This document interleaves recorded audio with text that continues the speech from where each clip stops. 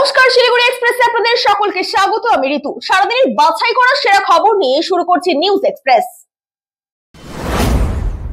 জাল জন্ম মৃত্যু শংসাপত্র কাণ্ডে শিলিগুড়িতে ফের গ্রেফতার 5। জাল জন্ম মৃত্যু শংসাপত্র চক্রে ফের অভিযান চালালো ডিডি। বুধবার প্রধাননগর ও চাঁদমণি এলাকা থেকে 5 জনকে গ্রেফতার করা হয়। তাদের কাছ থেকে জাল সার্টিফিকেট ও ভুয়ো নথি উদ্ধার হয়েছে। পুলিশ সূত্রে খবর, ধৃতরা বাগডোগরা লালন কুমার ওঝার চক্রের সঙ্গে যুক্ত। বুধবার তাদের আদালতে তোলা হয়।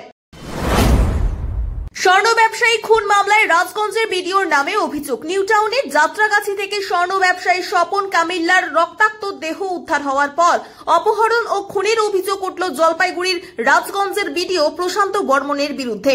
অভিযোগ, গত 27 অক্টোবর সোনার গয়না চুরি সংক্রান্ত বিরোধের জেরে বিডিও ও তার সঙ্গীরা স্বপনকে দত্তাবাদের দোকান থেকে তুলে নিয়ে যান। পরদিন খালধার থেকে স্বপনের মৃতদেহ উদ্ধার হয়। তার পরিবার বিডিওর বিরুদ্ধে লিখিত অভিযোগ দায়ের করেছে। দক্ষিণ বিধাননগর থানায় অপহরণ, খুন ও প্রমাণ নষ্টের মামলায় তদন্ত চলছে। বিডিও অভিযোগ অস্বীকার করেছেন। রিচার বিশ্বজয়ে আনন্দের শিলিগুড়ি। ভারতকে বিশ্বজয়ের গৌরব এনে শহরকে গর্বিত করলেন রিচা ঘোষ। স্টেডিয়ামে উপস্থিত ছিলেন তার বাবা মা। মেয়ে দলের সঙ্গে থাকলেও সংবর্ধনার প্রস্তুতিতে তারা শহরে ফিরে এসেছেন। আবেগে রিচার বাবা বলেন, স্বপ্নেও ভাবেনি রিচা এমন ইতিহাস গড়বে। মা জানান, ও ফিরলেই ওর পছন্দের সব খাবার বানাবো। উত্তরবঙ্গ আজ রিচার গৌরবে উচ্ছ্বসিত। নাবালিকার সঙ্গে অসভ্য আচরণের অভিযোগে যুবক গ্রেফতার। নাবালিকার প্রতি অশালীন আচরণের অভিযোগে গ্রেফতার শান্তিপাড়া এলাকার এক যুবক। পুলিশ সূত্রে জানা গেছে, মঙ্গলবার এক নাবালিকার সঙ্গে অসভ্য আচরণ করে বলে অভিযোগ ওঠে গোপীনাথ দাসের বিরুদ্ধে। অভিযোগ জানাতেই এনজিপি থানার পুলিশ রাতেই তাকে গ্রেফতার করে। বুধবার ধৃতকে জলপাইগুড়ি আদালতে তোলা হয়। দাগাপুরের ট্রান্সফরমার চুরি মামলায় গ্রেফতার হলেন বিমা মুন্ডা। প্রধাননগর থানার সাদা পোশাকের পুলিশ তাকে আটক করে হেফাজতে নিয়ে ট্রান্সফরমার উদ্ধার করে। এছাড়া সেপ্টেম্বরের একটি পাইপ চুরি মামলায় দাগাপুরের বিকাশ ওরাওকেও গ্রেফতার করে পুলিশ। তার হেফাজত থেকে পাইপ ও ফিটিং উদ্ধার হয়েছে। দুই অভিযুক্তকে শিলিগুড়ি আদালতে তোলা হয়েছে। খড়িবাড়ি গ্রামীণ হাসপাতালে জাল শংসাপত্র তৈরির অভিযোগে শিলিগুড়ির হাকিমপাড়া থেকে গ্রেফতার এক মহিলা। তার নাম নীলিমা রায়। এর আগে ঘটনার মূল অভিযুক্ত পার্থ সাহাকে গ্রেফতার করে পুলিশ। গত পরশু এই ঘটনায় এক বিজেপি নেতাকেও গ্রেফতার করা হয়। এ নিয়ে খড়িবাড়ি গ্রামীণ হাসপাতালের ঘটনায় গ্রেফতারের সংখ্যা মোট 4 জন। আগামী রবিবার 9 নভেম্বর দীনবন্ধু মঞ্চে মঞ্চস্থ হতে চলেছে রবীন্দ্রনাথ ঠাকুরের নাটক রাজা। অভিনয় করবেন কলকাতার শ্যামবাজার আনন্দেশের দৃষ্টিহীন শিল্পীরা।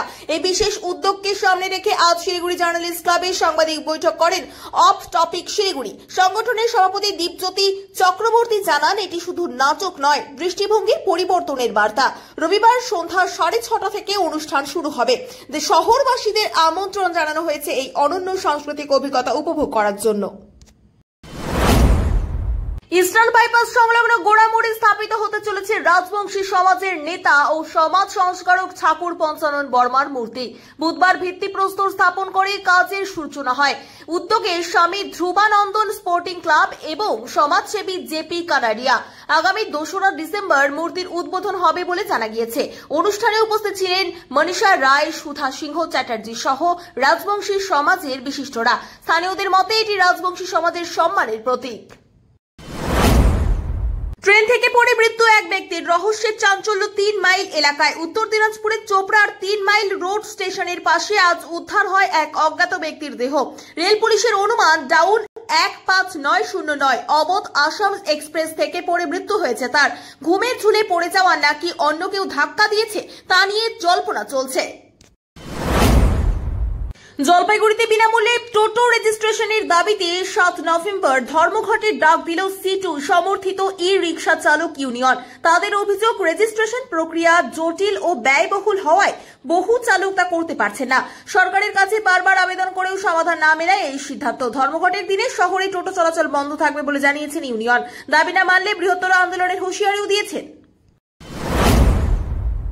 এখন এই পর্যন্তই। আরো বিভিন্ন আপডেটের জন্য চোখ রাখুন শিলিগুড়ি এক্সপ্রেসের পর্দায়। ধন্যবাদ।